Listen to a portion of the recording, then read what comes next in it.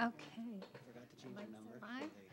Okay, I'm going to call to order a public hearing for the Planning and Economic Development Committee on June 20th, 2017 at 7:01 in the Aldermanic Chamber. If the clerk would call the roll. Alderman Marianne Mutsugoya. Present. Alderman Large Dan Moriarty is here. Alderman Large Brian McCarthy. Present. Alderman Tom Lopez. I'm here. And Alderman Ben Clemens is not here. Not here, and I haven't heard from Also in him. attendance, we have Alderman June Karen and Alderman David Schoeneman. Aha. Ah, And Alderman Ben Clemens is here, and Corporation Counsel. yes, we have Attorney Leonard with us this evening. So the public hearing this evening is related to Ordinance 17039, amending the zoning map by expanding the historic overlay district by adding Greeley Park. And so I would like to ask Bob Sampson, Chairman of the Historic District Commission, and Carter Falk, if you would just like to join us and give us a brief explanation on the ordinance. And there are two here or two next beyond Alderman Schoeneman, whichever two you prefer. And I would just ask that you pull the mics close to you so we're able to hear everything and people watching are able to hear everything. Yes, Alderman Schoeneman. Thank you. As the prime sponsor, I can give a little brief explanation and then refer questions to Carter and to Mr. Sampson, if that's okay. Okay, actually, for the public hearing, there are no questions. The public hearing is just testimony in favor and testimony opposed at this point. But Okay. So whoever would like to give an explanation, or if you would like to lead off, and they can fill in. Okay, that's fine. Thank you. I'll lead off. Thank you very much. The Historic District Commission has voted to expand the district to include all of Greeley Park for the purpose of adding a layer of protection to the park. The Historic District Commission is composed of volunteers who are, of course, appointed by the mayor and confirmed by the Board of Aldermen, who take an interest in the history of the city and in preserving some level of continuity so that future generations will have the same neighborhoods, in case of the Historic District, that they've had for a while, and that in this case, that the Greeley Park would be preserved. Mr. Falk and Mr. Sampson can explain some of the specific authority that Historic District Commission has, but to speak generally on how any process would work, if anything came up to be developed within Greeley Park.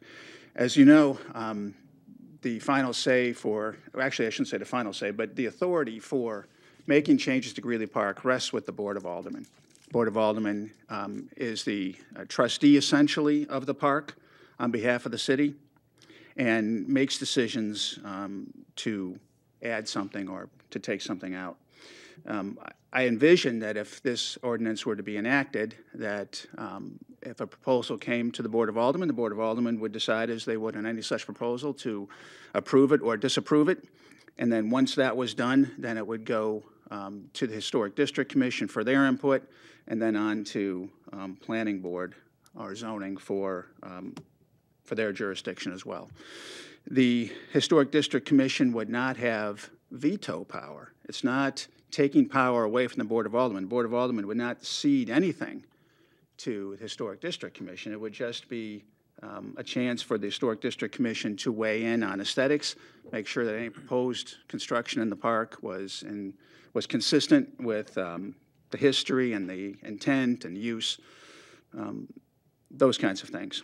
And then if for some reason the Historic District Commission made a decision that the Board of Aldermen was not happy with, there would be an appeal process as it moves through the chain. The Historic District Commission, Mr. Falk and Mr. Sampson can explain better, but it has advisory authority and would not be in a position to usurp power from the Board of Aldermen. It just adds an aesthetic determination to the project to make sure that it's in keeping with the intent of the commission for the preservation of the park.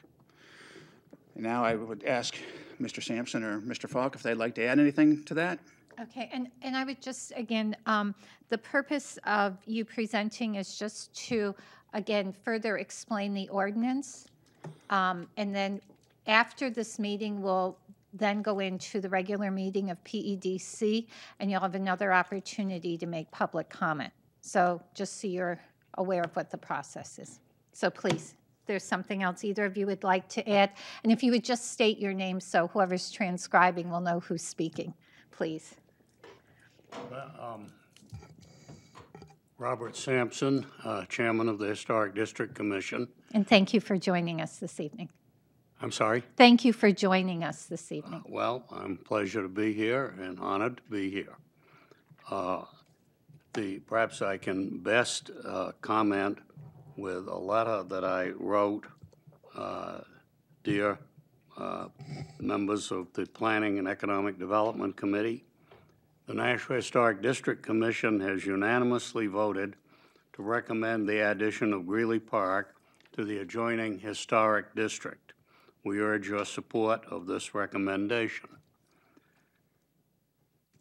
The ordinance creating the commission charges it, among other things, with preserving districts in the city which reflect the elements of its cultural, social, economic, political, and architectural history. Further, fostering civic beauty. Further, promoting the use of historic districts for the education, pleasure, and welfare of the citizens of the city. We believe Greeley Park more than meets these criteria. The park's art shows, games, and concerts are widely recognized as cultural and athletic events, and the stone building is frequently photographed. The woods and open areas are beautiful and certainly contribute to Nashua's beauty. We do recognize, as the Alderman has just said, that other city bodies have an interest in and jurisdiction over the park, but we look forward to preserving this Nashua gem. I've lived in Nashua all my life. My father came to Nashua as a young man, and I remember him still referring to the park as the Greeley Farm. So it does have a long history in the city. It is one of our beauty spots, and I think that the Commission's interest is in preserving that beauty and perhaps in commenting should any proposals be made for significant alterations on those alterations. Obviously, we can't veto anything, but we could comment on the aesthetics and historical nature of the park. And I don't think of anything else I can add, but I'd be glad to answer any questions. Okay, thank you. And once again, this is a public hearing, so this wouldn't be the arena for answering questions, but later in the meeting. Thank you. Mr. Falk, would you like to add to anything that was said? Well, first of all, good evening, everybody. Carter Falk, I'm the Deputy Planning Manager with the city, and I'm also the staff liaison to the Historic District Commission. And I believe Alderman Shoneman and Mr. Sampson, or Chairman Sampson, have explained the role of the Historic District very well. And I, as a staff member, can attest that, we are very proud of the park, and it's a very old historic park. And that's one of the purviews of the HDC is to protect and maintain these properties. And I think it'll do a great job to help that. If anything is constructed or deconstructed or taken down, there'll be some review for that. And if anything new is being built, we'll have the aesthetic or architectural authority to review that and make sure it's in keeping with what the city is looking for that property. So I think, from a staff perspective, we're in favor of it, and we think it's a great idea, and it'll be a benefit to the entire citizenry. Thank you. You're welcome. Thank you. All right. At this time, I would take testimony in favor. And again, this is regarding Ordinance 17039, amending the zoning map by expanding the historic overlay district by adding Greeley Park. And if you would state your name and address, please. Dan Richardson, 70 Berkeley Street, Nashua. I come here and I'm speaking in the in favor section because I am truly in favor of protecting Greeley Park in any way possible. It lays vulnerable to many different threats, and I'm really thankful that the Historic District Commission has taken upon themselves to make this effort to try to protect the park more. But I come here not seeking opinions. I'm looking for facts tonight. And I won't put on you any sort of opinions of my own. Really, I am just looking for facts. And part of the facts are what's in the ordinances. So I'll read a sentence out of the ordinance. It says, "The Historic District Commission shall develop a policy to accomplish the purposes of this section within the historic districts, and to relate that policy to the master plan." So the confines of its jurisdiction is within the historic district. Presently, the historic district goes up and down both sides of Concord Street. This change would add Greeley Park to it. If you look at it on a map, which I'm sure you have, you will see that you have this massive Greeley Park next down to actually one house that interfaces with the park that's in the historic district. So as an owner, the city of the Greeley Park, it would seem to me that any change that's being made in Greeley Park, they would be dealing with one other person that's actually within the historic district. So I see that as kind of a problem, kind of a conflict, if you will. And what I'm trying to do is I'm trying to understand what benefit in protection of Greeley Park is going to come out of this ordinance. The commission shall have the power to accept, review, and act upon all applications for building permits in reference to the property situated in boundaries of the historic district. So if the city wants to do something in Greeley Park, it would, under this scenario, it would pass through the Historic District Commission, perhaps, and they would render an opinion on the city's application to be reviewed by the different city commissions and boards. I find this kind of a conflict of interest, if you will. It seems to me that at one time, the city had, the ordinances had a provision that the city would be obliged to observe all the ordinances that would be imposed upon citizens. And I think that was watered down at some point in the last couple years. And I'm not really sure of the facts, but maybe Alderman McCarthy might know if in fact it would affect this review of the of an application, if you will, if in fact that the city would be held to its own ordinances.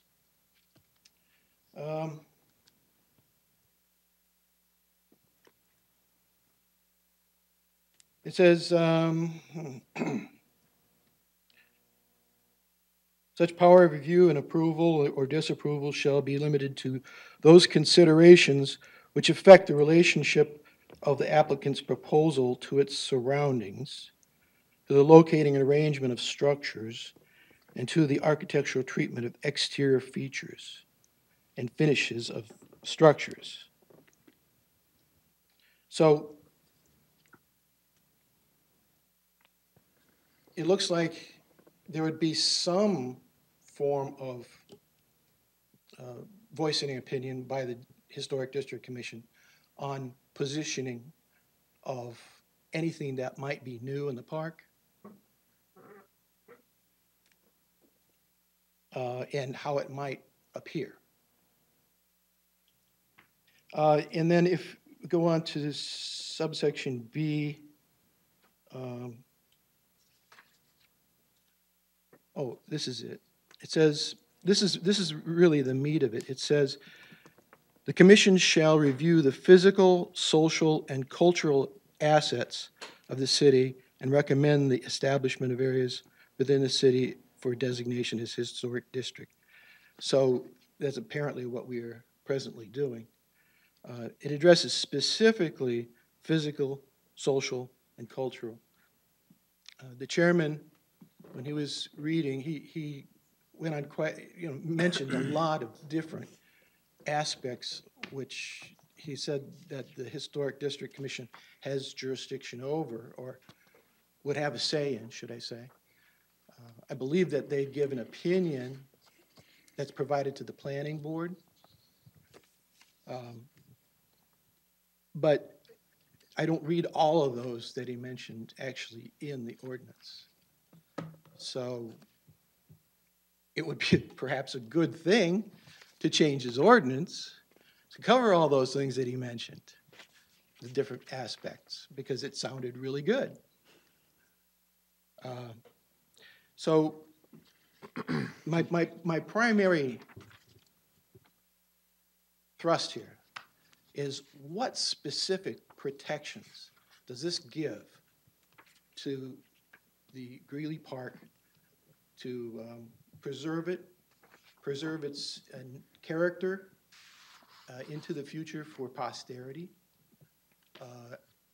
For myself, I chose that location. I live one house away from the park. I know the taxes are high. If you take a look at a tax map, the tax on land goes up as you approach the park. It's okay with me. I chose that location. I'm willing to pay that because I value the park. And that's obviously why I'm here. Thank you.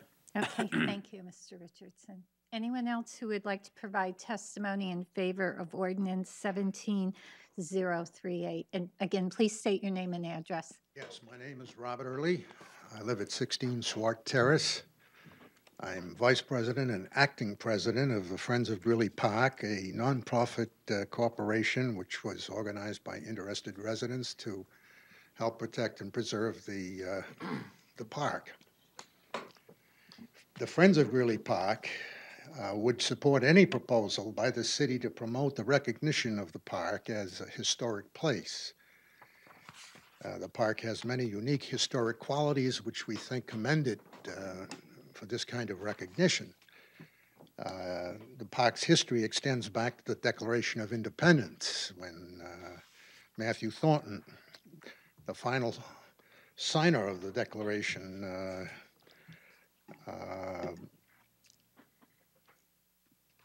his family,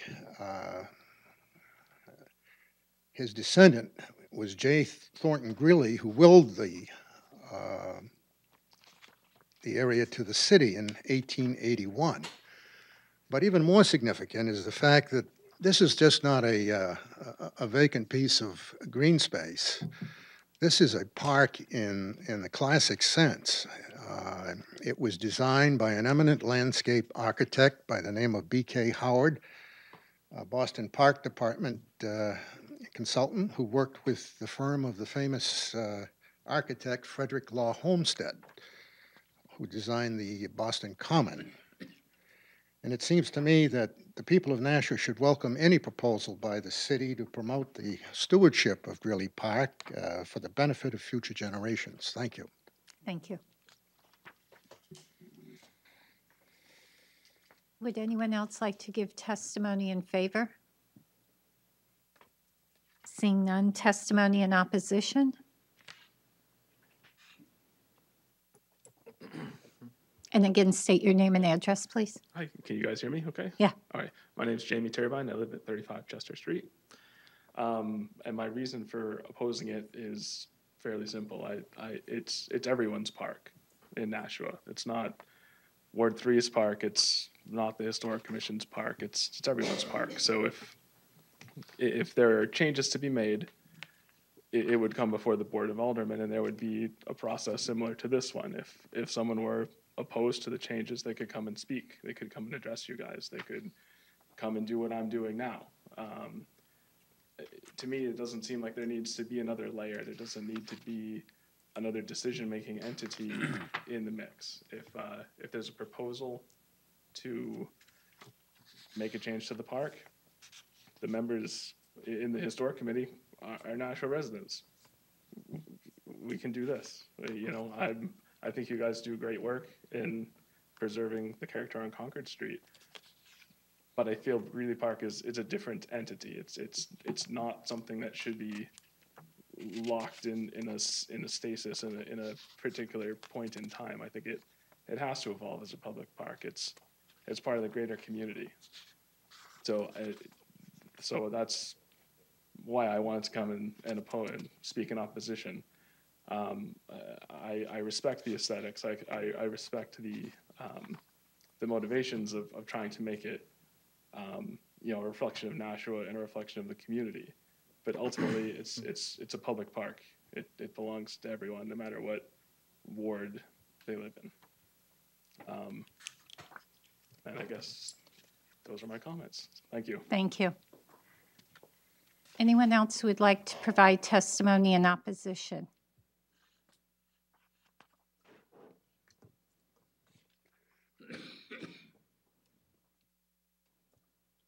Good evening. Good evening. Eric Brand, 19 Eastbrook Drive. Thank you, Chairwoman. I had a few comments in regards to this legislation before you this evening. Greeley Park is one of 3 citywide parks. We've got Mines Falls, Udickie, and Greeley Park, of which most of Mines Falls and Udickie are very much preserved areas, very naturalistic, a lot of hiking. Granted, they all do have some bit of sports going on within them. When Greeley Park was bequeathed to the city, within that document, it does state in there that it is for public use. It was to be used for a school, a hospital, or other types of uses, but definitely said to be used for public use. So when the Historic Society was started years ago, they did go through the state, and I don't know all the details, and I just found out about this meeting last night, so I haven't had a chance to do all of my research, so I'm a little shaky on some things, but I think my thoughts are definitely there. There was a report that was done, a study that was done to really find out and get some answers as far as what parts of the city should be within that historic district. Greeley Park at that time was talked about and was declined to actually be introduced into the historic district. So I'm kind of curious what's changed from when the historic district was created to now. Nothing that I know, but I'd really be interested to know some answers to what has changed since the historic district was created. My understanding is that historic district is really there to protect the elements of architecture and to keep everything looking the same and really preserve that, which I am all for. We're not really talking necessarily about the architecture within Greeley Park, we're talking about land. And I'm going to come back to the land in a second, but the Historic Society really isn't necessarily protecting the land, but looking at those buildings. So there is the stone building, and I'm pretty sure nobody's looking to tear down the stone building that's there in Greeley Park. It's beautiful. So currently, as we all are aware, the Board of Aldermen needs to have the majority vote in order to make any changes to Greeley Park.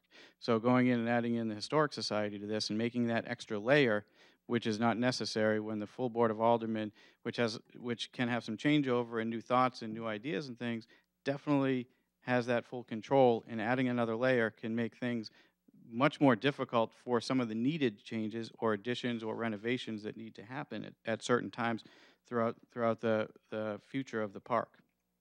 It is a citywide park and not just a Ward 3 park, not just a neighborhood park, but it is one of those 3 parks that are citywide that the residents of Nashua do go and use, and this should be allowed to continue to have the oversight of just the full Board of Aldermen without really having to go forth and going through barriers and leaps and bounds to really do anything else. So without looking back at what that original study talked about, I think that this would be really just pushing something forward without doing all of the research, and I know we've all been down that road before, and I think that it would be due diligence to really look at that report and see why it wasn't included originally. I think there's some more homework that needs to be done and not just going through and making this happen too quickly. Thank you. Thank you. Is there anyone else who would like to provide testimony in opposition? Seeing none, testimony in favor?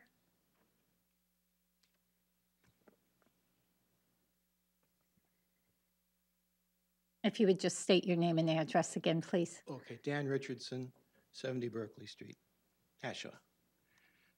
There was one thing I did forgot to mention, that one thing that's been happening with Greeley Park over the years is that different organizations come to the city with offers of money and gifts and items to be placed in public parks. And there's almost this no resistance if it's free, just to take it, it's free. Especially if it's more expensive, it's free. But it's not in the city's agenda. It's not in the master plan. But the city tends to succumb to those sort of overtures. And so I was thinking that it would be good to actually change the ordinance to make it that that sort of thing wouldn't happen in the future, where private projects that appeal to a certain segment of the population would be pushed into the public park just because it's free. That's all I have to say. Thank you. Thank you. Anyone else who would like to provide testimony in favor? Testimony in opposition? Seeing none, I'm going to declare the public hearing closed at 7:28. Gentlemen, thank you for joining us. Thank you.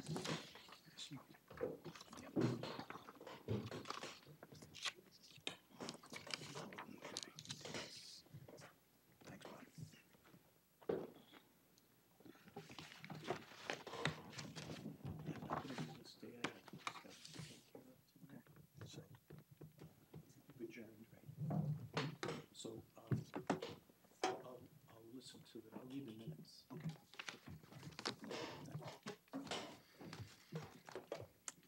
Okay, thank you. I will now call to order the meeting of the Planning and Economic Development Committee at 7:28, and if the clerk would call the roll, please. Alderwoman Mary Ann Motsigolia. Present? Alderman at Large Dan Moriarty is here. Alderman at Large Brian McCarthy. Present. Alderman Tom Lopez. Here. Alderman Ben Clemens. Here. Also in attendance, we have Alderman June Karen and Alderman Dave Schoeneman and our Assistant Corporation Counsel. Okay, thank you. And Attorney Leonard, thank you for joining us this evening. Public comment. If anyone would like to make additional comments, now would be an opportunity. Seeing none, communications.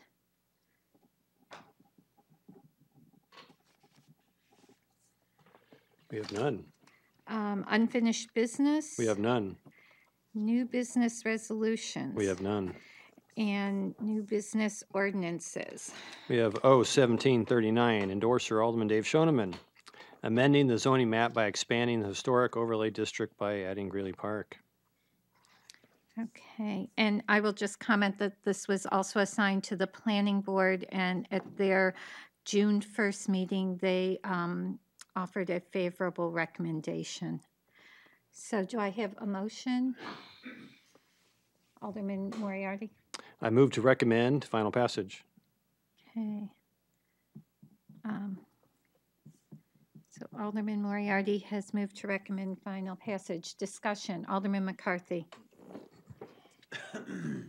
So I'm not predisposed to support this in its current form, and I'd like to give some explanation of why. We bind ourselves to our ordinances, by the way.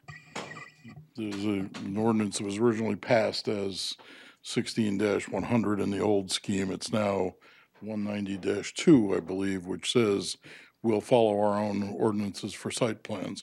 We are specifically exempted from all of our own land use controls by state law. It's completely voluntary that we do that. We did that so that there was adequate ability to get public input and put some reasonable constraints on the way we do projects, given that we believe that our land use code represents a good way to make use of lands. The reason it's exempted is that sometimes the city, as a representative of everyone who lives here, needs to represent everyone who lives here and not just the abutters to the project. In fact, if you look at the ordinances in 190-22 paragraph 5, I believe it is, it says, substantial objection to the creation of a historic district by the owners of property in the proposed district shall be deemed ample evidence for the Board of Aldermen to deny the proposed rezoning.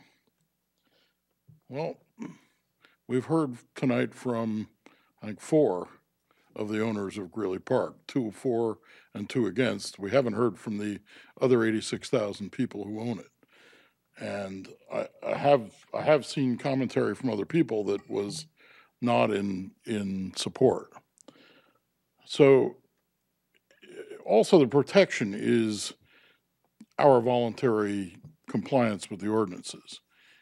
The same 8 votes that it takes to approve building something in Greeley Park under the ordinance are the same 8 votes it would take to wipe out that ordinance entirely and overrule our voluntary compliance with our own land use codes. So there isn't any particularly additional protection offered. And when I look at the historic district structure, it is aimed at preserving buildings. The case that was just brought up of placing other things in Greeley Park, if they don't require a building permit, will not go to the Historic District Commission. If somebody wanted to put a labyrinth in Greeley Park, which is just stonework on the ground, I don't believe we'd require a building permit. Wouldn't go there. If we wanted to put sculptures in, wouldn't go to the Historic District Commission. The only thing that goes there is structures. So if we wanted to build something that requires a building permit, it would go to the Historic District Commission. If we ever rebuild the boat ramp on the Merrimack River, that will require passage by the Historic District Commission. If we ever make improvements on the Manchester Street side of the park, next to the houses that are not in the Historic District, that would require the approval of the Historic District Commission. If it requires a building permit, and it's not advisory, we would have to override the results of them rejecting a building permit application if we wanted to do that. I'd be happy to say we will refer structure construction plans that are reasonably situated in the historic district, i.e. the pieces that abut Concord Street in the district itself to a depth that's approximately what the district is, for review and recommendations. But I just think it's at once overly heavy-handed for the city to do anything and not terribly effective as protection. Protection is this body needs to approve those things. That's been working. That ordinance has been in place for 20 years, and we have complied with it. You don't need another level of review on that, because that level of review does not take into account the general needs of the community versus the specific needs of that park. And we've heard from a couple of people that those are the things we ought to keep in mind when we make those decisions. Other comments, thoughts? Alderman Clements?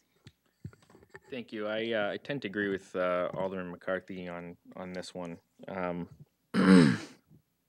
I also find it amusing that one of the comments that was made at public comment was that the city should stop or should pass an ordinance that prohibits us from accepting free gifts, which ironically would have prevented us from accepting Greeley Park. So I find that to be kind of comical, but nonetheless, Greeley Park does belong to the city of Nashua. It's a ever-changing place, and what I mean by that is that it needs to evolve with the times. So while we want to make sure that we're preserving the historical aspects of the park and we want it to have a certain look and a feel to it, we also need to recognize that times change and the park itself might need to change with those times. So, you know, I tend to think that the process that we've had in place with regard to review of certain things in that park has worked well here at the Board of Aldermen. When I was on the Board of Aldermen in 2010, there was a big controversy in Greeley Park regarding the band shell and the music that was there. And the Board of Aldermen eventually passed an ordinance that said,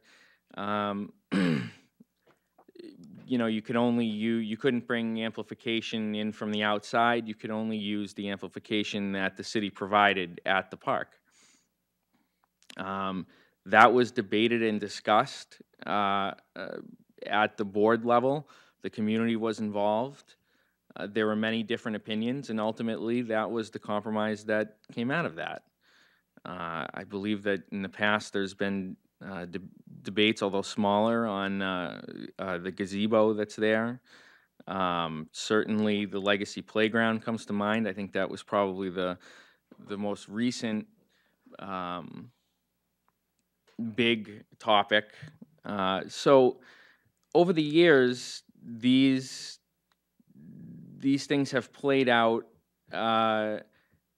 in front of the Board of Aldermen, and ultimately, I think the best interest of the park has been served by that. And that's the way it should be. I don't feel like we need another layer of protection in there. And like the one gentleman who was in the audience spoke earlier, if any member of the Historic District Commission or any other person for that matter has an opinion on this, they can contact us, come to meetings like this, and express their opinions. And they will be listened to. So I like the process that we have in place now, and I won't be supporting adding an additional step into that. Thank you. Any other comments? Alderman Lopez? So I personally am not in favor of any changes to Greeley Park as it is now, unless it's possibly to remove the Department of Public Works building when a better one is located. I think it's important for Nashua to protect its green space as the city grows and as we increase our population density. In order to accommodate a growing population, we're probably going to have areas where we grow up rather than out. So I think it's necessary for the board to keep that in mind and remember that we have Udicki Fields, we have Mine Falls, we have Greeley Park, and those are places for the public to enjoy and experience. But on that point, Udicki Farms came up at the planning board a couple months ago, and according to the city's master plan, or the original purchasing plan, it was intended for a soccer field to be put in there. That was one of the reasons why that property was bought, and it was supposed to benefit the city at large, and a lot of the adjacent neighbors came and were very negative towards it. And that was, the city's plans were put aside in favor of the people who felt like it should be their particular reserve rather than meeting the larger needs of the city. By contrast, we are in the process, I'm not exactly sure when it's going to happen, but of putting a bridge into Mine Falls, which is very popular by the neighbors that are adjacent to it. They want that bridge so they can more easily access the park, but it received a lot of opposition from people who travel through the park and aren't necessarily neighbors of it. So I think the city has a role in determining how these projects are going to proceed. I don't necessarily see the Historical Society as having that role now, because as has been pointed out, it's mostly focused on architecture. So it kind of seems like a square peg in a round hole. So my feeling is the city needs to be a good steward of its green space and be looking at issues like this from that perspective, looking at the conservation perspective of it, keeping in mind the environmental balance and needs of the area, and not necessarily driving that through the historic district mechanism. It was pointed out by one of the public commenters that he pays higher taxes because he values the park. I think the city probably values the park too, and that's partly why he pays higher taxes. So I think it's important to make sure that people who might benefit from keeping a space a certain way aren't exerting undue influence on it. I'm not sure whether we actually have any ordinances specific to a conflict of interest that might arise from that, but it might be something worth looking into. But ultimately, I am not in favor of this just because I think the city needs to have a more cohesive master plan, which should specifically identify what areas are to be left for what purposes versus what areas are open for development. I don't want to see major changes happen to Greeley Park, and I think it's the responsibility of aldermen to make sure that we don't have some kind of land grab in the future at any of those three locations, Udicky, Mine Falls, or Greeley, because it's important for us to maintain that space. So I think the Board of Aldermen needs to take responsibility for that, as well as the city. Thank you. Alderman Moriarty. Thank you. I am in support of this. I believe that the park is not something that should change with the times. The idea of having the Historical Society given, I don't know if it's an authority, but some sort of direction to review it makes sense to me, in particular for Greeley Park, because Greeley Park has a special place in Nashua in that each year it continues to add on to the perception of being the premier park in the city. There are a lot of places in the city that the city owns, and a lot of green space and open space, and soccer fields change, and maybe cricket becomes popular in Ward 5, and so cricket fields, and that's what you change with the times, because they don't necessarily have the inertia is not really the word, but the momentum or the gravitas of time and a perception of history that Greeley Park has. Now, that all being said, the city can do whatever it wants and ignore whatever rules it wants. It does it all the time. But still, at the very least, I am going to at least vote in support of this, because there is half the city that wants to do this. We learned that a couple years ago when the Legacy Playground project came before us. It pretty much split the city in two. It was pretty much 50-50. Maybe it was 51-49, I don't know. But I'm on the side of half the city that would like to preserve Greeley Park, and so therefore I'm going to vote for it. Thank you. Alderman Lopez. I'd just like to point out there was a third part of the city that really would have liked to just resolve the issue without all of that competition. Alderman Karen. Thank you. Well, I came tonight because I'm really concerned about this. As you know, being a long-time employee for the Park and Recreation Department, I saw the ups and downs concerning Greeley Park. And did we do some things that we shouldn't have done? Sure. But we made those corrections when we came under the Board of Public Works and the Board of Aldermen. And those changes have happened. We have to remember that it's a public park. It is for everyone. And we may not always agree on what takes place there, whether it's a road race or there's a big family event, but it was given to the city for everyone. And I agree with my colleagues that the Historic District is supposed to look at the architectural buildings within that area. And reading the commentary, reading the paper the other day, I was a little surprised that both Berkeley Street and Swat Terrace, which basically abuts Greeley Park, they don't want to be part of the Historic District.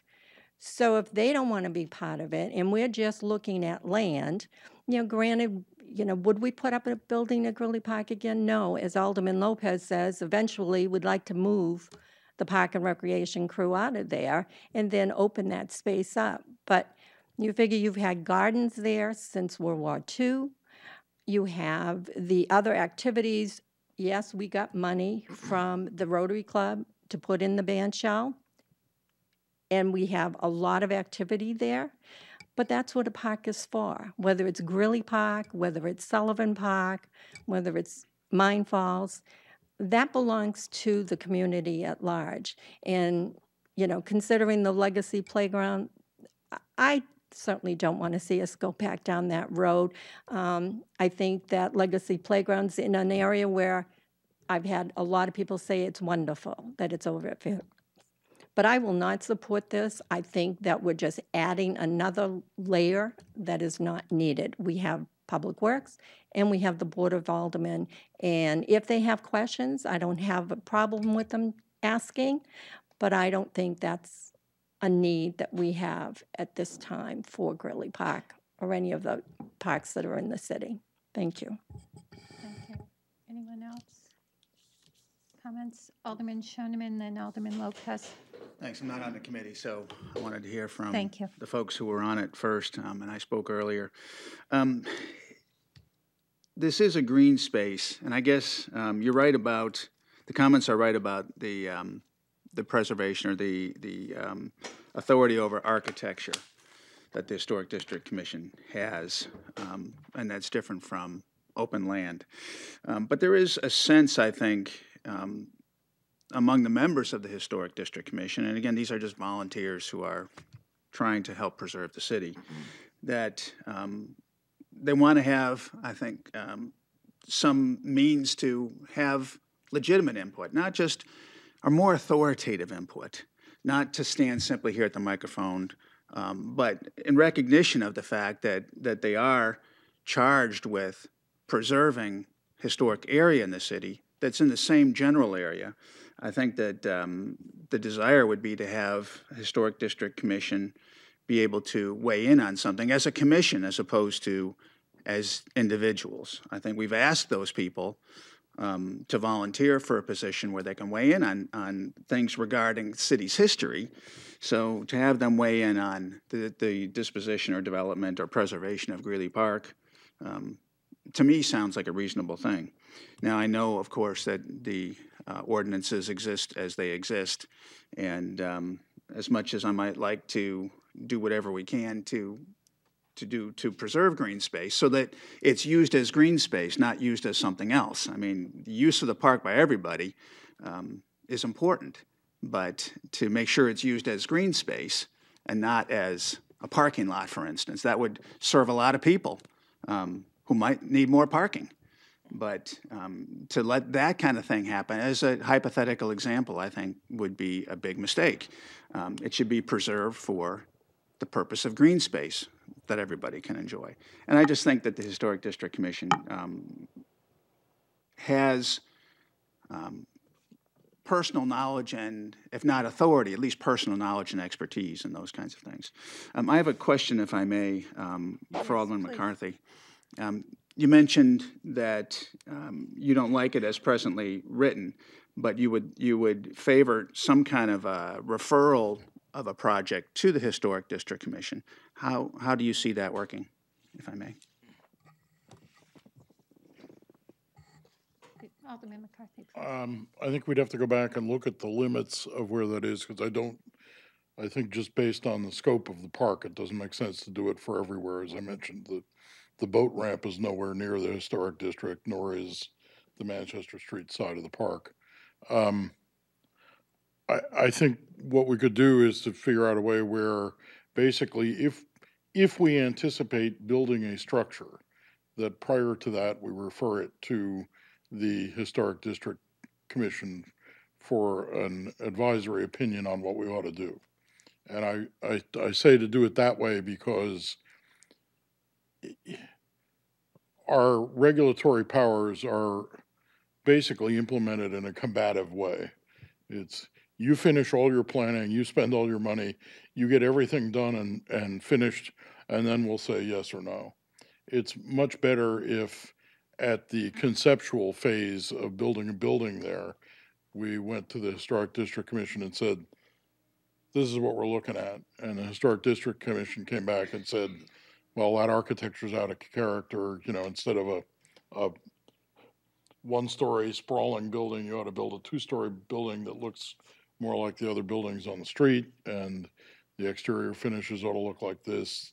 That's the kind of input I would like to see if we get to the point of, because that is not our area of expertise. We are policy experts on whether or not something should be there because we represent the whole community. But the design aspects, I'd love to have the HDC's input on when we get that far with, when and if we get that far with the project. I mean, we haven't built anything in Greeley Park in a long, long time for what are generally some pretty good reasons. But at some point, we may be faced with doing that. You know, when we take Park and Rec out, we may need a different structure there for something else. And that's where I would see us doing that kind of a referral. Alderman Shoner. Is that referral process established by legislation, or is it just? I would put it in the ordinances. We can put it in the section where we say we'll abide by the land use boards. We can put another section that says, that is specific to Greeley Park, that says, you know, we'll refer the design of buildings to the HDC for an advisory opinion and recommendations. Alderman Shoner. I think that I'm speaking for members of the HDC, which I may not be able to do. I can only speak based on my impression. I think that there's a desire to have an advisory role, not necessarily to veto anything. That's why I said that in the beginning. I think it's to have an advisory role, and that sounds to me like it would be an appealing thing. I appreciate Alderman Moriarty's support, and I'm glad to hear that. I favor this. And I want to favor preservation of green space. I would just add that in terms of advisory role, even an advisory role for land that would be similar to Concord Street, the historic district extends from the curb to the back boundary of that piece of land. And in the case of Greeley Park, the back boundary goes to the river, or it goes to Manchester Street. And again, it's an advisory role that we're offering, that we're contemplating potentially. And I think an advisory role that includes all that land is if someone had a lot that was very deep. There are lots that are deeper than others. And I think having the ability as the commission to offer input that's solicited and respected and sought after, I think would be great. Alderman Clements. That's something that I could think about supporting as a compromise. I think that that the commission probably has some really good opinions about different things. And and I value listening to other people's opinions, but I also agree that there are certain areas of that park that for example, if somebody wanted to in the future come along and redo the boat ramp and put in a beautiful boathouse or something down there, well, why does that? I mean, it's kind of in the woods off by itself. Why does that need to go before a historic district commission? And so I kind of think that it needs to be thought about as far as where this advisory role would go. But it's certainly getting other people's opinions about certain things is always a good thing, and I think that that's something I could probably support depending on how the language was written. Yeah, if I may just comment, in listening this evening, my concern was the whole process. The Board of Aldermen approved, then the Historic District comment, and then if there was disagreement, going to appeal. as Alderman McCarthy said, that adversarial piece just didn't sit.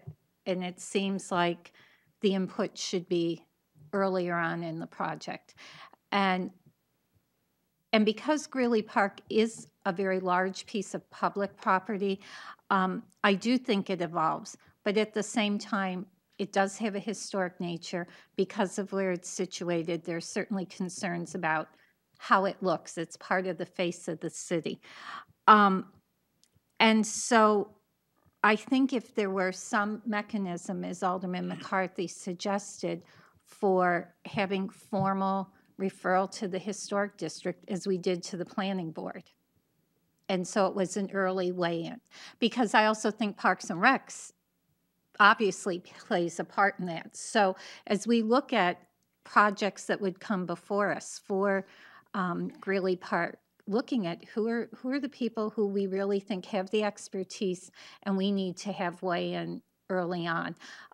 If this were a small public piece of property that was a pocket garden in a little alleyway somewhere in the historic district, that to me is totally different. But this is very definitely a larger, more public place and not an intimate part of a little neighborhood. So I do think there's value in having input from the historic district because Greeley Park is part of the whole neighborhood there, but also part of the city. And so I think we need to take input from all of the people who have it and have perspectives, because I think ultimately at the end of the day, we'll come out with a better project for the city that will benefit.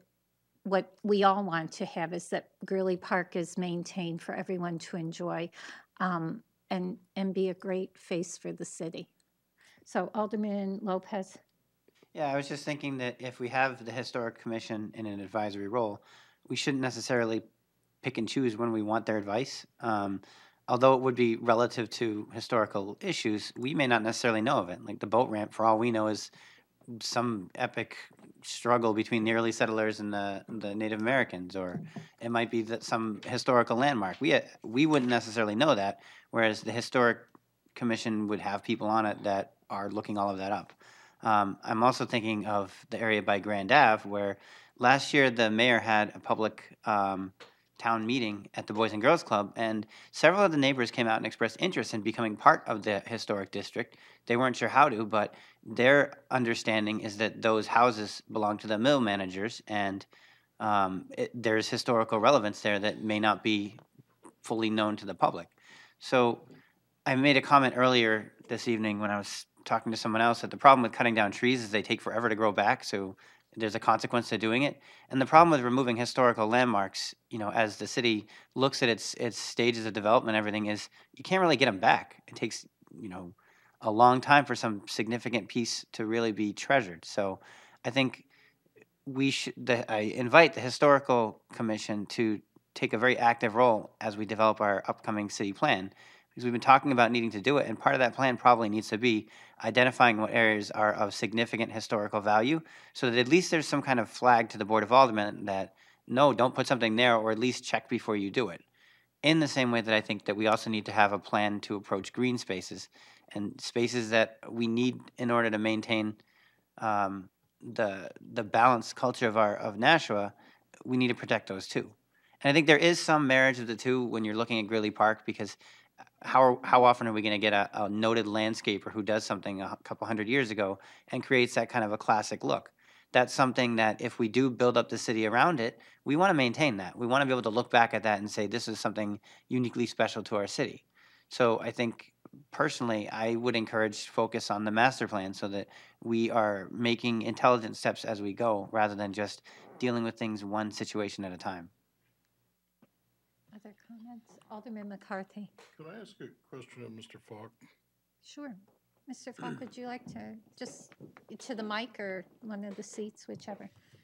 So in 19262, the powers and duties of the commissions, so the Historic District Commission shall develop a policy to accomplish the purposes of this section within the historic districts and to relate that policy to the master plan. Where do I find that policy?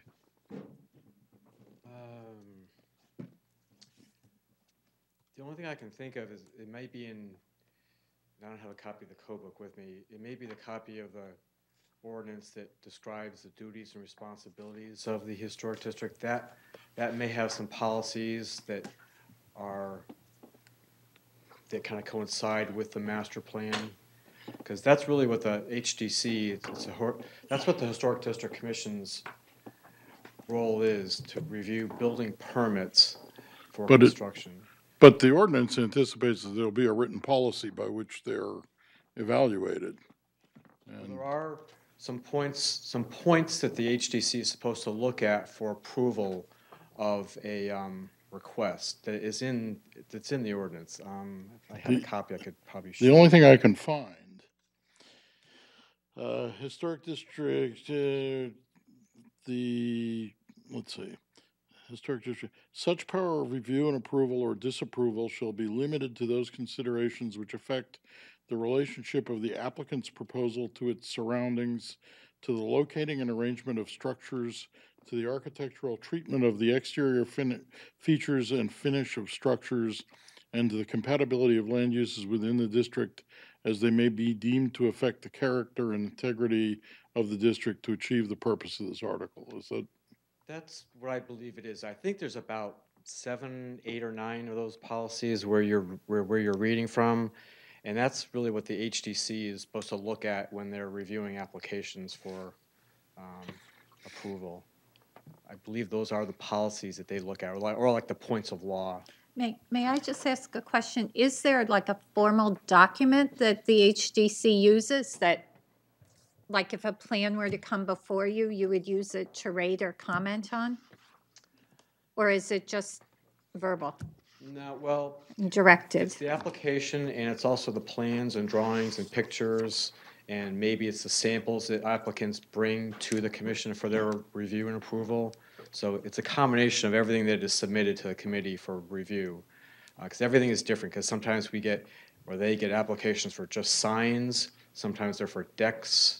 Sometimes they're for home additions. Sometimes it's someone's taking out a window and putting a door in its place, or vice versa. Or it could be a garage. So there's all kinds of different types of construction that they see. Anything that requires a building permit. So the commission is really.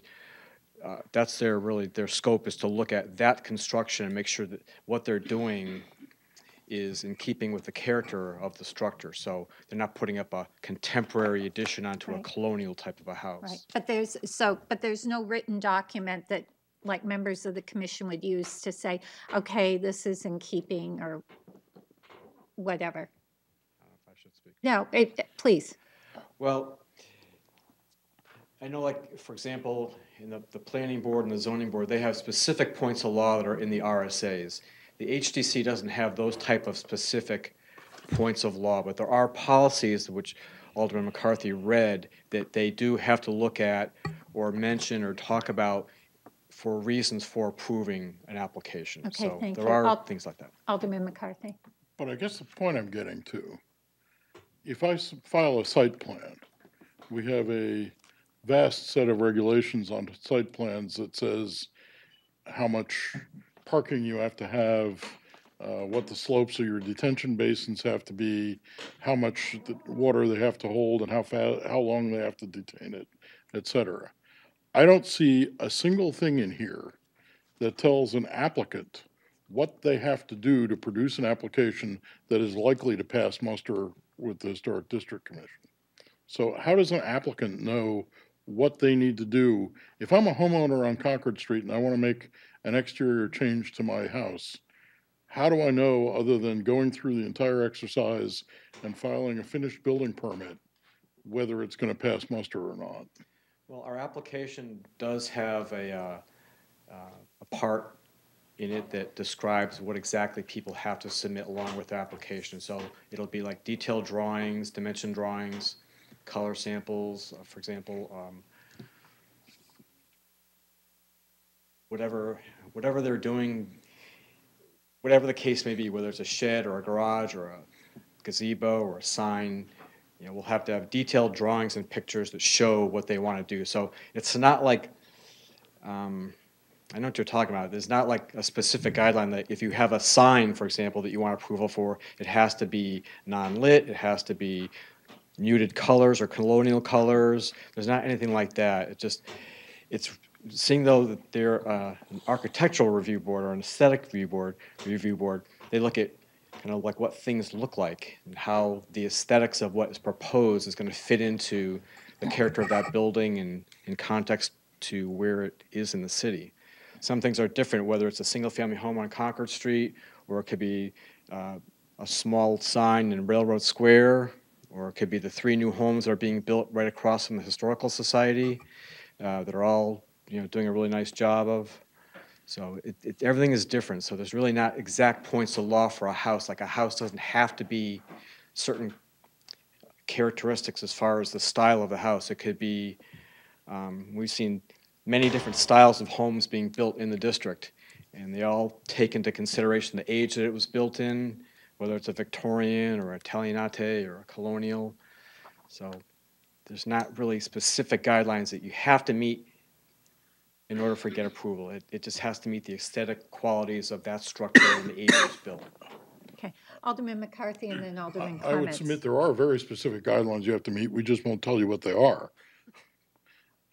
It would seem to me that it is of great advantage to the people who own houses in the historic district if we had a written policy on what is compatible with the district itself. And I mean, that's, not to make light of it, but what you just said to me was basically the old definition of pornography. I don't know it. I can't define it, but I know what it is when I see it.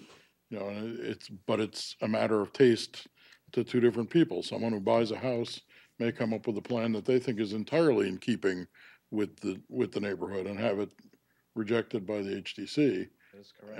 And that is, as you must well know from the people who come to the counter, that is not considered a friendly environment for planning departments. Alderman Clements? Yeah, that is a bit concerning to me. And it's funny that Alderman Lopez brought up Grand Ave because I used to live on Grand Ave in one of those houses. And they do, they were part of the mill at the time. But when and the idea was floated about that being part of the historic district when I lived there, and I was adamantly against it.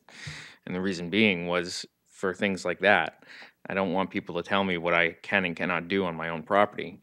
And while I appreciate the fact that there is historic value in there, I also feel that, times change and things need to change with the times. So, I think a more comprehensive policy should definitely be put into place, something that is tangible, that does give the commission a little bit of leeway, but also gives the applicants some guidelines as to what they have to do in order to get an application approved and through the commission, because otherwise it is completely subjective, and I don't think that is a very fair way to do planning. Alderman Lopez and then Alderman Schoenman. Mr. Falk, I think we're finished with questions. Thank you. I didn't want to keep you standing there. Thank you. Well, in defense of the concept of house porn, the historical district actually has some really detailed suggestions on its site, the city's site, about what to bring to be prepared.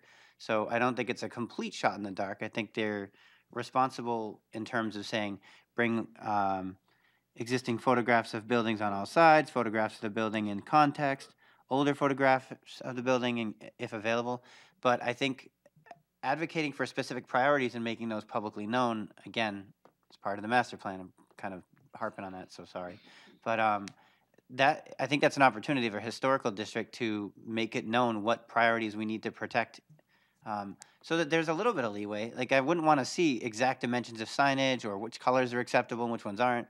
I think that's like horrifically limiting, and in a historical context, that might just be a flavor of the time now, that this is what we think history looks like. So I wouldn't want to see anything developed that's overly specific or restrictive, but having more guidelines and maybe direction for the city itself, I think would be a good idea. Alderman Shoneman? Thanks.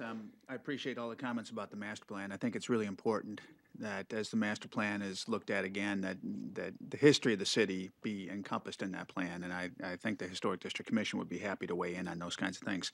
I just offer that as a comment. I will also say, too, that having attended the Historic District Commission meetings in the time that I've been on the board, I haven't seen anybody come into those meetings, or if so, very, very rarely come in unprepared, not knowing what to expect. Usually when someone's doing an addition to a home or something like that, they've hired an architect who's familiar with working in Nashua and who understands that if they're in the historic district, what that means, and they've done their homework, and they've chosen windows that match, you know, the neighborhood, or they've chosen a door design, or a, you know, whatever. They've chosen a design that already fits.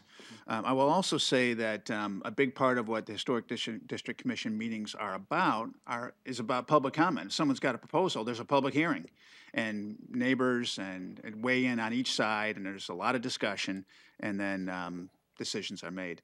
So I wouldn't want to characterize anything that they do as capricious. It's not random. There's an architect on the commission. There are people on the commission who have been around the city for a long time, who I think have a sense. But I will admit that it's a subjective sense. It's hard to say objectively in a list of rules, as Alderman Lopez just said. How can you specify every single, you know, sign dimension and color and all this? It's very, very hard. So I think there is some room for a subjective aspect to it. I would also like to say that, just comment about the advisory role. From time to time when Mayor Lozo was mayor and projects came through that didn't pertain to the historic district, but were regarding properties that had a historical value, those presentations, people came in and made presentations and asked for the Historic District Commission's input. Historic District Commission said, of course, we have no authority, but we're happy to offer our input, and here's what we think. And I think about the Habitat for Humanity house that was built not too long ago on Chestnut Street, I believe. Those folks came in. There was a remodeling or a tear down or something, and the new building was, to the greatest extent possible, was made to look as much as possible as the old one, the same as the old one did. Taking into consideration the fact that it's a new building and new purpose and all that kind of thing. So I think that there is strong expertise among the members of the HDC, and there's been appeals to the HDC numerous times from different pockets of neighborhoods, various parts of the city. You know, can we be added? Can we be added? And you know, here we are talking about it. It's hard to do these kinds of things, but I think there's this recognition that some of these historic buildings, they'd like some input on. And like I say, there's architects and people with a sense of history. So it isn't capricious, but it's not formulaic either. Thank you. Alderman McCarthy. I wasn't suggesting that it's necessarily capricious. It's simply unknown to the applicants. I mean, I would liken it to being pulled over by a cop who says, you were going too fast. And I say, what's the speed limit? I don't know, but you were going over it. You know, if you want people to obey a regulation, you need to write down what it is. And I'm harping on that because it's, you know, it is friendlier to the citizens who are bound by it. And frankly, as I think Attorney Leonard would say, defending subjective judgments that reject something based on a criteria that is not written down is not the easiest task in the world. It's pretty easy to challenge those, and the judge will look at it and say, if you want somebody to do X, say do X. You know, it's just, and my suggestion is that that's something that the Historic District Commission is charged with, is having a policy on how they're going to do that, and that should be written down. It should reference the goals in the master plan, and that's something that I think they ought to be working on in order to make the use of the historic district better for the city. Any other comments, Alderman Clemens? Just one last thought. you know, I would support, like I said, an advisory role. But I also believe in living history. I believe in recent history, and you know, and I believe in embracing your history too.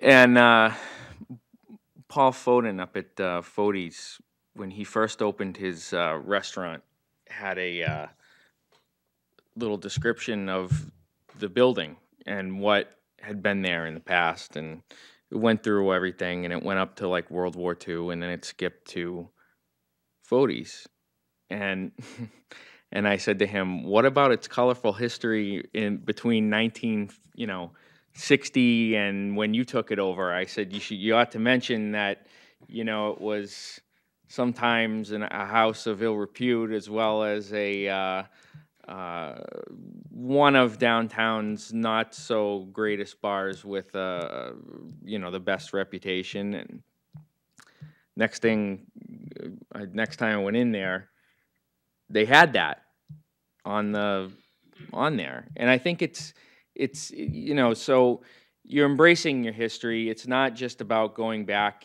to one set of period of time. And I think really Park really represents that, because you have like the old building that, as Alderman McCarthy likes to say, is the most photographed bathroom in the United States. But, and then you look across the street and you have the band shell, which definitely screams the 1980s. But I don't necessarily think that stuff like that is in conflict with one another. And so,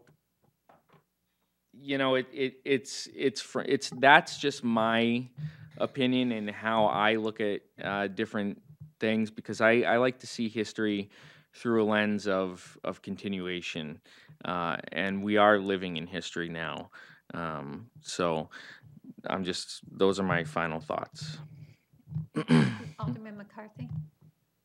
I'm going to make a motion to hold pending the development of possible amendments. Okay. You've all heard the motion to hold pending possible amendments. All those in favor? Aye. Aye. Opposed? Nay. Okay. So we will hold this. I know Mr. Sampson wanted to comment. If you would like to just comment. If I might, thank you.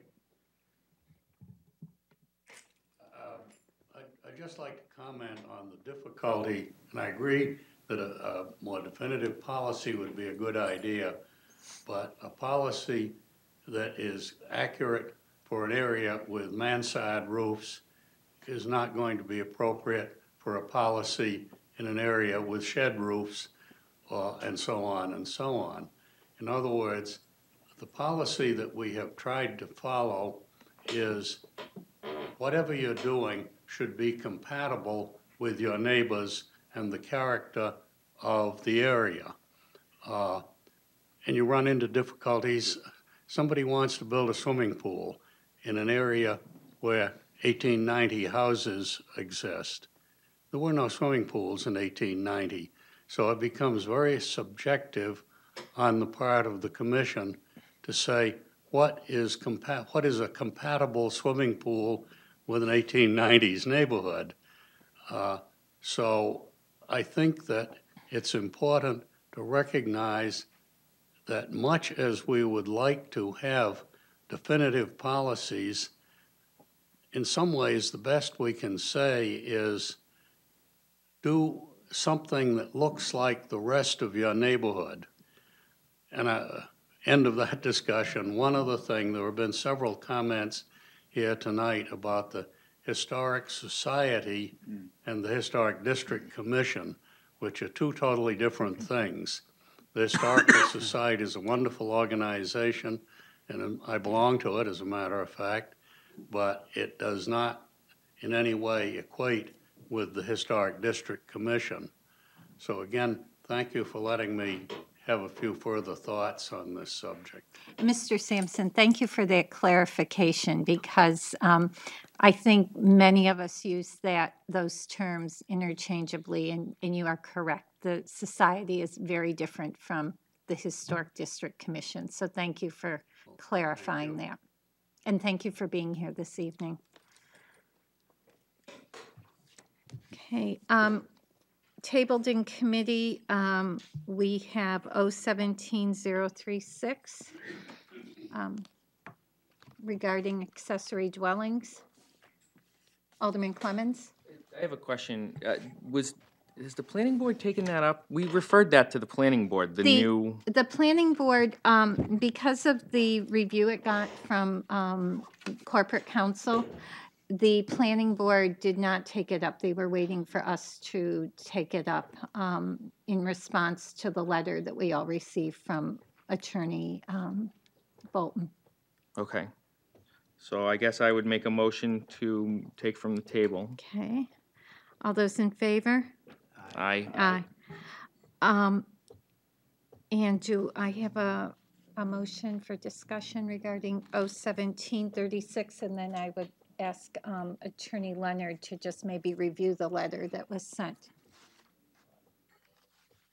Alderman Clemmons? I make a motion to recommend final passage as amended. Okay. Attorney Leonard, would you maybe just review the letter for those who may be listening and to refresh the memory of the members who are here this evening? Okay, are you referring to the memorandum that the attorney-client confidential memorandum that was sent? The memorandum that was sent to us regarding the language of the amendment that was also sent to the planning board regarding the 700 square foot. Yep. I'd be happy to. I know it was sent under privilege, so I don't know if you want to. Yes. I mean, it was discussed at planning board. That was okay. Then that's fine. Yeah. Privilege can be waived. I didn't have a chance to see what was going on. Yeah. The upshot was that the state statute says that there can be a minimum and a maximum, but the minimum can't be less than 750. So any percentage that would require a minimum being less than 750 would not comply with state law. Okay. And could you just read what the amendment had been? I'm looking at what I've got here. It looked like it was changed to does not exceed in, I'll back up, section 190-32B1 to read in the latter part that the structure would not exceed 40% of the gross floor area of the primary structure up to a maximum of 750 square feet. Oh, so that. Okay. Right. Alderman McCarthy. Don't we have a potential for other amendments pending? I thought I had seen something where the governor just signed a bill that allowed us to disallow ADUs on manufactured housing and in one or two other cases. Right. And I don't think we have that in the existing language. No, we don't. That was the other piece, I think. Attorney Leonard, wearing her Director Marchand hat, was going to talk to us about. So, Attorney Leonard, if you would proceed. Yes, Alderman McCarthy is correct. There was recent state legislation, which I don't have with me in my pile, but it did two things. It said that it made clear that a ADU, an accessory dwelling unit, cannot, if the city or municipality wanted to have a restriction, couldn't be in separate ownership, which this ordinance already addressed. And it also made clear that an accessory dwelling unit, if the municipality or city wanted it to, could only be associated with, and their direct words were, single-family detached dwellings. And also limited to not be associated with manufactured housing as defined in RSA 674, ;31. So that has been added in as number 10 for discussion. So that's comments. So I'm trying to pull this up on my phone right now, but if I could. So the way that's, so I would imagine then that the way that we have regarding the square footage, that needs to be fixed somehow. Is that correct? Correct. Yes. What would be the best way to do that?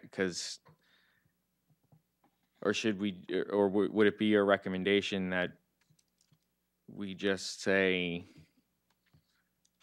can't exceed 750 square feet? Yeah, I mean, that gets you within there. It can't be any smaller than, because if it is, I suppose you could have semantic arguments about that. But yes, somehow if it would, let's think about it, 40% of the gross floor area of the primary structure. And I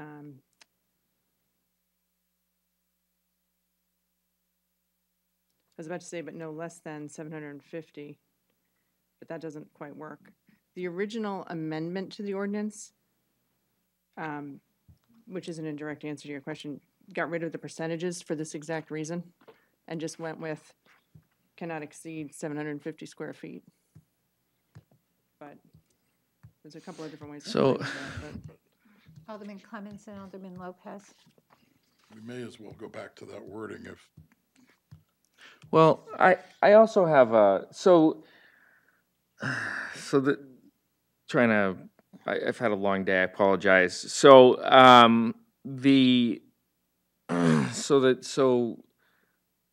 the minimum cannot be less than 750 square feet. Is that correct? we can't restrict it so that you can't build something less than 750 square feet. If you Okay. want to build a 500 square foot unit, you can do that. Okay. We can't restrict you from building a 750 anywhere. If I could Do continue, you mind? I just want to comment before Oh. it's Oh, relevant. okay. that's fine. Alderman Lopez. Could we just alter the wording to refer to the state regulation and say with dimensions consistent with state RSA? That way if they change it, we don't have to do this all over again or amend it. Alderman Clemens and Alderman McCarthy. Yeah, but that would allow any size, Right. wouldn't it? No. Alderman McCarthy. Yeah, because the state law doesn't state a maximum. It says you can impose a maximum. And it's sort of, while I sort of like bowing to state legislation when it's lengthy, making somebody go look at the RSAs from the zoning code for one number is burdensome.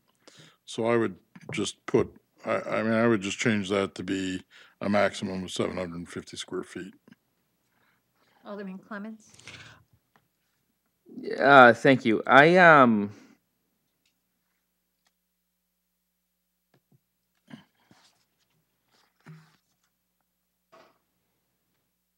just thinking here.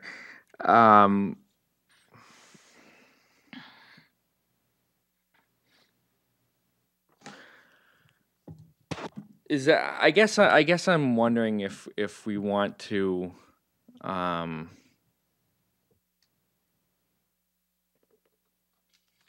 do we want to limit it to 750 square feet, or do we want to allow for something larger? I guess is.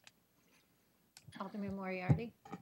My opinion is to restrict it entirely whenever possible. I'm not a big fan of this at all. So whatever we can do to say no, that's what I would like to do. So if we can restrict it to 750 square feet and that reduces the number of accessory dwellings, I'm a big fan. Alderman Lopez. I concur, basically because I don't want somebody to build like a ridiculous tower or something just because they're trying to get all their square footage. The idea is this is supposed to be an accessory dwelling, so you just let it be a larger amount, then after a point, it's not really an accessory. I was just trying to get an opinion. Yeah. That's Alderman McCarthy. I tend to, 750 is fairly large. I mean, you can put 2 bedrooms in a common living area in 750 square feet. I Okay. don't think we're trying to put Another house. another house or, Yeah, yeah. a full Okay. apartment. Alderman Moriarty? In college, 2 of us lived in an 800 square foot apartment in Boston, and it seemed big at the time. I was going to say that's a mansion for 2 I lived college on guys. That's a mansion. 84 square feet. But that's cool. We had bunk beds. So Alderman Clements? So was Alderman McCarthy? You made the motion to amend, or I didn't make one. I can if you want. sure? I would, in 190-32, paragraph B, standards, reword the end of the sentence, and does not exceed 750 square feet.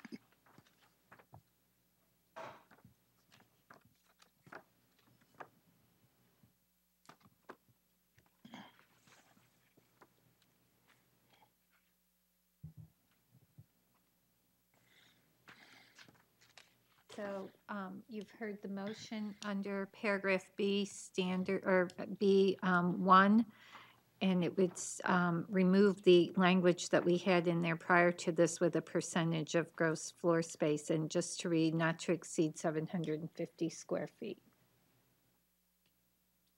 All those in favor? Aye. Aye. Opposed?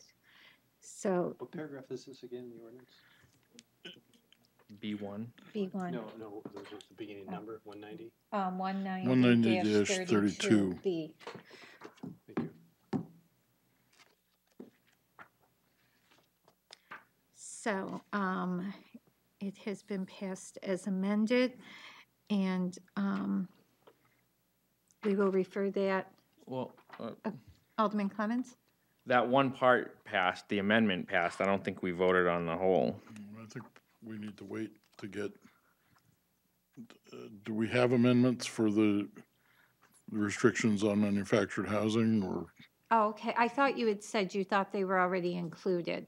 I'm didn't- sorry, no, I don't think so. I misunderstood think you. we had been asked if we wanted them, but we haven't seen them yet. I think it was in the agenda. Now that I'm looking at it. Yeah, I think it's. That came from Sarah.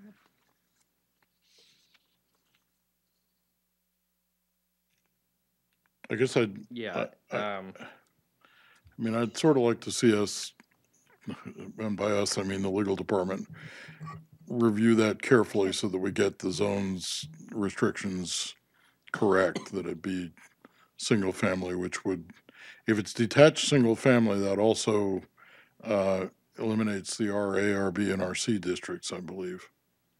Okay. So do we want to table this as amended? Well, Or Alderman Clements? I think it was reviewed by the legal department, and I think they proposed those 2 amendments that we're talking about and it's at the end of the agenda. Correct me if I'm wrong, but Yes, the legal department did forward for inclusion on the agenda an amended ordinance that included number 10. And that is written in the, it's written in the permissive. Accessory dwelling units shall only be associated with single-family detached dwellings and shall not be associated with manufactured housing as defined in RSA 674. It's, So- it was sent to us by Ms. Lovering on June 14th. It was attached to that email. Where is the restriction in the ordinance? Just scroll down to number 10.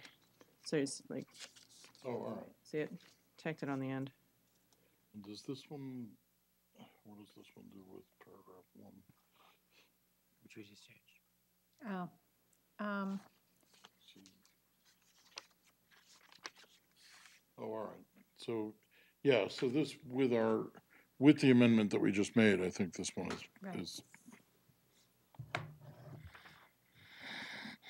Right, so with the amendment we've made and then accepting the amendment that was presented to us for paragraph 10 that states accessory dwelling units shall only be associated with single-family detached dwellings and shall not be associated with manufactured housing as defined in RSA 674-31.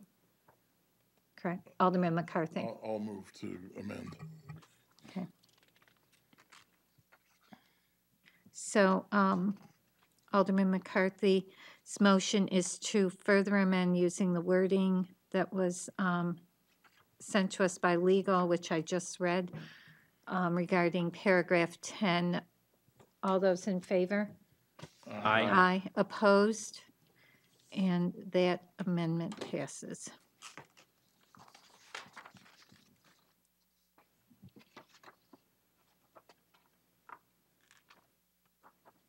Alderman Clemmons? I would, I don't want to cut off debate, but I think the next appropriate move would be to forward this to the planning board to get their input. Okay. So, any further discussion around forwarding? Alderman Lopez? I feel like we had all the debate last time, and I mean, that's probably a good move at this point. We've made several changes to it. Okay, so all in favor of referring this to planning board? Aye. Aye. Okay. So, as amended. Mm-hmm. All right. Any other further discussion?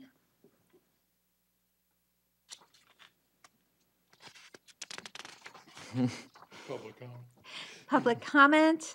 Any additional remarks by the alderman? Alderman Lopez? A few remarks. Tomorrow at 7:30, we're holding the longest day vigil. Tomorrow's the longest day of the year at the summer solstice. So we're meeting to remember those we've lost to addiction and to support those who are still struggling with it. And then on Saturday from 1 to 5, I'm sorry, June 24th, Ash Street will be closed between Central Street and West Hollis for the Tree Streets Block Party. The public is welcome to attend. We have a band Hunter playing. There'll be free food, hopefully a rice eating contest if I can get enough restaurants, skateboarding demonstrations by Eastern Borders, and then a lot of nonprofit organizations are organizing a carnival, and we have a vendor fair. So it should be a really good time, a celebration of the culture of the Tree Streets, and again, everyone's welcome to come. Thank you. Any other comments? I know all of us are aware of the fire on West Pearl Street, and as I was reading about it, I was struck by the fact that everyone was able to get out and get out safely because they had working smoke detectors and fire alarms. So I just think that the owner of the property and the residents should be commended for maintaining those in working order. And I think it's just a sign to everyone that it's really important to make sure they have those within their residences, be they owners or renters. And thank you to the fire department for their work. Do I have a motion? Alderman Lopez? I'd like to move to adjourn. Motion by Alderman Lopez to adjourn. All those in favor? Aye. Aye, and we are adjourned at 8:39. Thank you.